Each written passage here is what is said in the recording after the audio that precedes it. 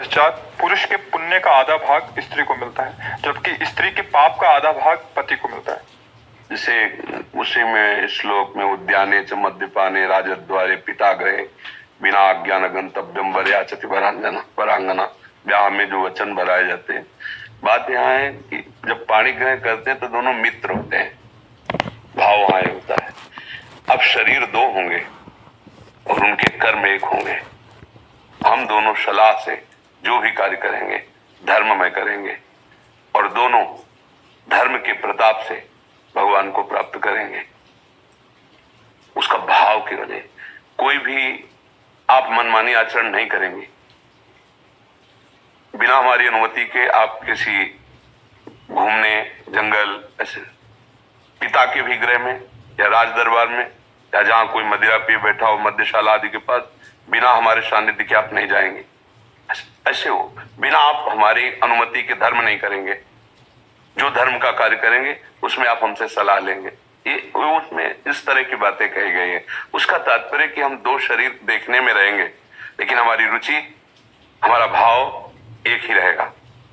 अब अगर आप इस संकल्प से अलग हैं तो फिर आप पति पत्नी है ही नहीं, केवल नाटक हो रहा है। अगर आप वास्तविक पति पत्नी हैं तो जो आप दोनों की सलाह से सत्कर्म या जो भी त्रुटि होगी तो दोनों है ना, देखने का जैसे दो आंख है, ये कुछ करे ये कुछ करे तो आपको फल अलग अलग थोड़ी मिलेगा कि भाई उसने तो बाएं नहीं किया है तो दाएं नहीं किया। भोक्ता तो हम ही बनेंगे ना, हाथ हमारे दोनों। ऐसे पति पत्नी को अर्धांगिनी पत्नी को कहा गया है कि आप दाहिनांग वामांग के समान है, दोनों मिलकर के। जैसे गाड़ी के दो पहिए चलते हैं तो लक्ष्य एक ही तो होता है, ये थोड़ी कि बायां कहीं और ले जाएगा दायां और कहीं ले जाएगा।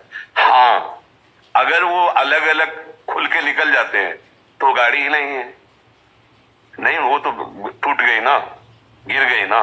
तो दाम्पत्य जीवन क्या कि पत्नी अपनी मनमानी करे पति अपनी मनमानी करे, दोनों शास्त्र सम्मत चले तो वास्तविक कहते हैं ये जगत भी सुखमय उसके लिए हो जाएगा। दोनों धर्म से चले, प्यार से चले और ये पत्नी पातिव्रत धर्म धारण करे और पति पत्नी में केवल अपना भाव, जो संसारिक भाव मान लो काम भाव है, वो केवल अपनी पत्नी में और सीमित होकर के दोनों धर्म से चले, भगवत प्राप्ति के मार्ग में अग्रसर हो जाएंगे। पर जब गर्ल फ्रेंड और बॉय फ्रेंड पहले से ही बन रहे तो इनमें पातिव्रत धर्म आएगा, इनमें एक पति निष्ठा आएगी, उनमें एक पतिव्रत का भाव आएगा, या पति एक पत्नी से अपने जीवन का प्यार दे देगा क्या? तो सब नष्ट ही हो रहा है। तो हमें लगता है लिखे ही रह जाएंगे ग्रंथ की बातें। धारण करने की योग्यता तो हमारी नई पीढ़ी पहले ही खो दे, नहीं खो दी। सोचो, जैसे पवित्र वस्त्र पहन करके ही यज्ञ किया जाता है, ऐसे ये शरीर वस्त्र है, इसको तब तक पवित्र रखना है जब तक ये दाम्पत्य जीवन का संकल्प न बन जाए। पर ऐसा हो रहा है क्या? है कहाँ हो रहा है? आप बताओ ना, कहाँ हो रहा है? छोटे छोटे बच्चे, छोटी छोटी बच्चियां वैसे ही मन संसार में आ सकता है और ये सब नए वातावरण ने जो मिटिया मेट कर दिया। आपको क्या बताना, आप लोग तो संसार में हो ही ना, फिर क्या अब ये बातें केवल केवल बातें ही रह गई। ये तो कुछ आदमी होंगे जो ब्याह करवाते होंगे पंडित जी से,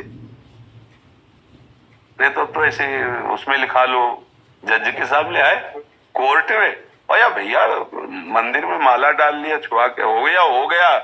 मतलब क्या यार, समय आ गया है। अब आपने उससे भाव से स्वीकार किया और 2 महीने बाद कह दिया आप हमें पसंद है, तो बाजार की वस्तु समझी थी क्या? जीवन बर्बाद हो रहे ना। और ये पास है, ये अब आज की समाज वाली इसे पास करे कि पढ़ी लिखी समाज है, ये पढ़ी लिखी समाज। तो अब धर्म कहाँ कैसे? नैष्ठिक भावनाएं ही निष्ठापूर्ण नहीं रह गई है, कैसे? अब तो बस यही है कि इन किन प्रकार जैसे बने नाम जप करो, अपना कल्याण करो और अपने जो सगे संबंधी उनके लिए नाम जप करो। वो जप करे ऐसी भावना हम जप करके उनके लिए भी लाभ, कि तुम पुत्र हो, तुम पत्नी हो, तुम्हारी बुद्धि शुद्ध हो, तुम्हारे अंदर सद्भावनाएं आवे। बस यही हमारी शिक्षा। तो यही पत्नी नाम जप करे, कहोगे नाम जप करो, नहीं करेगी तुम्हें गुस्सा आएगा, लड़ाई झगड़ा करो। आप नाम जप करो, आप उसका मंगल करो। तो हमारी समझ में अब तो ये बात आ रही कि ये बातें निर्वाह करना कैसे हो सकता है। आप हमें बताओ अच्छा कैसे हो सकता है। अभी तो थोड़ा, अभी तो है थोड़ा, आगे जो आएगा वो लिखा है शास्त्रों में, नहीं माने को अनुजा तनुजा, बेटी बहन की सुरक्षा घर में ही नहीं होगी। असुरक्षित जीवन, पशुवत जीवन। भाई नाम जब, इसीलिए सबको चिल्ला के कहते हैं, जब हमसे कोई प्रश्न करता है तो इन विषयों पे भले बात करते हैं, नहीं हम सबसे ये कहते हैं जो हो जहां हो जैसे हो, नाम जप करो, नाम जप करो। तुम जो भी हो ठीक हो जाओगे, नाम तुम्हारा मंगल कर देगा। क्योंकि हम जानते हैं कि ये छोड़ो ये छोड़ो ये छोड़ो, फिर नाम जप करो, नहीं कर पाओगे। जो कर रहे हो करो, नहीं छोड़ पा रहे हो मत छोड़ो, एक और डाल लो ना। जहां इतनी गंदगी जमा किए हो, एक डाल लो राधा राधा राधा राधा राधा, वो तुम्हें आत्मबल मिलेगा। तब तुम अपने आप सब छोड़ दोगे, ग्लानि होगी। आप एक नवयुवक कभी कल या परसों था, वो रो के कह रहे थे, बड़े अच्छे पोशाक में थे, रो के कह रहे थे कि मुझे अब रोज ग्लानि होती कि मैंने ऐसे ऐसे काम किए, मैंने ऐसा ऐसा खान पान किया, महाराज जी कैसे क्षमा होगा, मेरा हृदय जल रहा है। हमका यही क्षमा हो रहा है। देखो ना नाम ने कैसा किया कि जो पूर्वकृत कर्म है उनके प्लस जो प्रति जो पश्चाताप, ग्लानि, यही सबसे बड़ा उत्तम उन्नति का मार्ग है।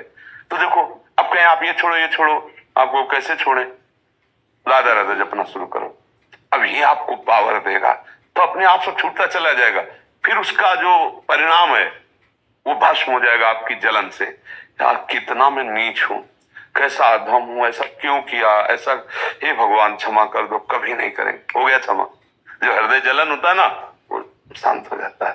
तो इसलिए भाई जहां तक हो सके इन सब विचारों को छोड़िए, नाम जप कीजिए, और पत्नी में भी भगवत भाव रखिए, परिवार में भी भगवत भाव रखिए, और अपने कर्तव्य का ध्यान रखिए कि मेरा पत्नी के प्रति क्या कर्तव्य है, मेरा धर्म क्या है, उसका धर्म क्या है। उसके विषय में ये समय के अनुसार अगर तुम शिक्षण देने चलोगे तो तुम अपने धर्म को खो दोगे, फिर तुम्हें क्रोध आ जाएगा, फिर तुम उससे जलन पैदा करने वाला व्यवहार करने लगोगे, और हो सकता है क्रोध में हिंसा आदि दोष बड़े बड़े हो जाते हैं। इसलिए हमारी प्रार्थना है, हम अपने कर्तव्य, हमारी पत्नी आई है हमारे पास, मेरा उसके प्रति क्या कर्तव्य, बस।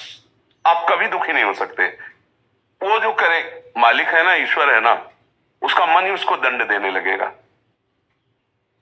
शांत भाव से अगर वास्तविक सुख लेना है तो सिर्फ अपने कर्तव्य पर ध्यान देना है।